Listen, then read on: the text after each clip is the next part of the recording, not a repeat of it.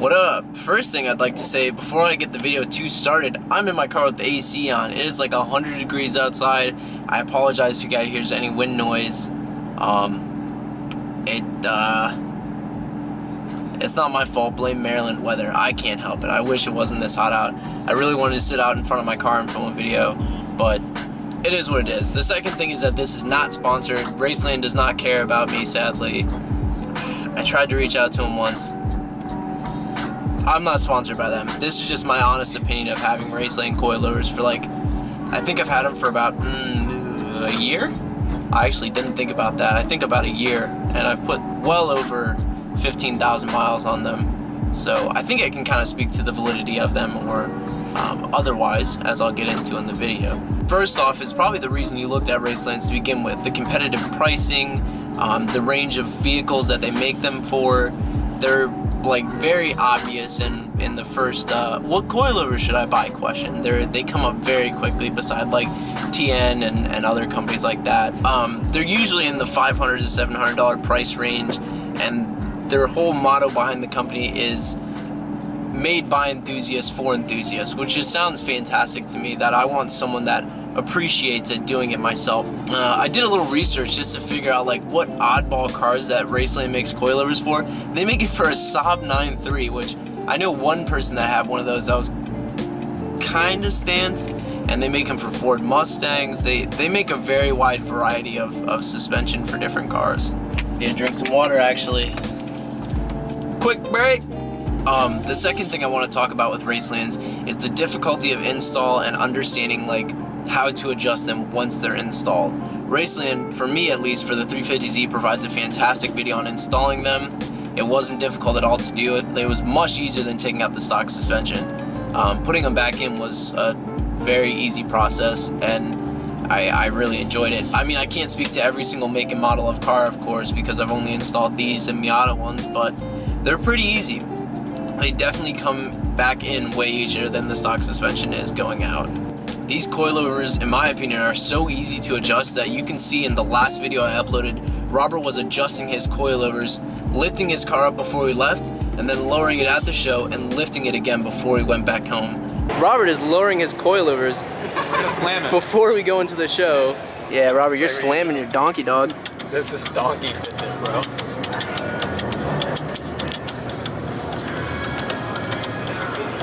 Like that?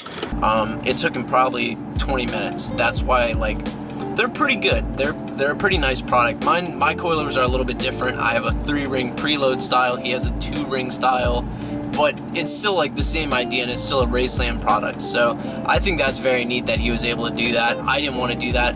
I was just too lazy. I knew it was going to be hot out, and I didn't want to sit out there and turn my spanner wrenches for 20 minutes, but he did it, and he can prove to you guys now that it is not that bad to do, and they can easily be adjusted.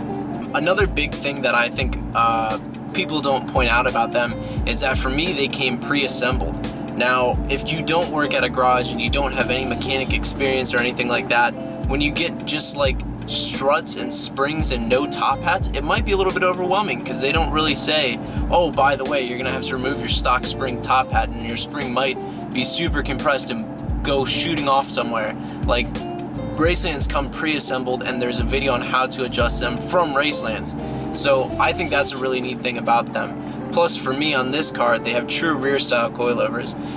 TN and stuff like that makes a spring that goes in the spring bucket on the back and a strut that goes where the strut goes. Raceland deletes that spring bucket and just has the actual coilover, which is awesome. That's what I wanted. I know they're easier to understand for me. I didn't understand the spring separate kind of setup, so I was very excited that they came assembled and just ready to drop in right away. Now, the real thing that you guys all are probably curious about is like, how do they ride? How do you like them? Would you suggest these coilovers? So mine ride fantastic in my opinion. I scrape, of course, but that's just, I think, because of how low my car is. It wouldn't really matter if I was on a nicer set of coilovers at this height. It's still pretty bad. I will say that my springs are stiff enough that I don't rebound too bad over bumps. Like when I go over a bridge, instead of just bouncing up and then bouncing back down and having more impact, I seem to be able to avoid that pretty well. It seems to just hit once and be pretty mild, so I will give the validity of that. I do have a set of Godspeed Mono SS coilovers on my Lexus, and those do ride better. They feel a lot smoother, they feel a lot bouncier, but the struts are set up different. It's a way heavier car, the springs are different, so it is kind of hard to judge between the two. But as far as 350Zs are concerned, I've read up a lot about TNs and stuff like that, and other BC racing coilovers and lowering springs and stuff, and I think Racelands is a fantastic option for the 350Z if that's what you're looking for. Raceland for the 350 offers two options, a $480 Classic Series and then a $500 Ultimo Series.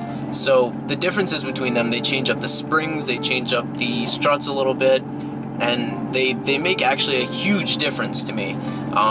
They changed the spring rates by a good bit. I can't remember exactly how much. I'll put it on screen because I can't remember.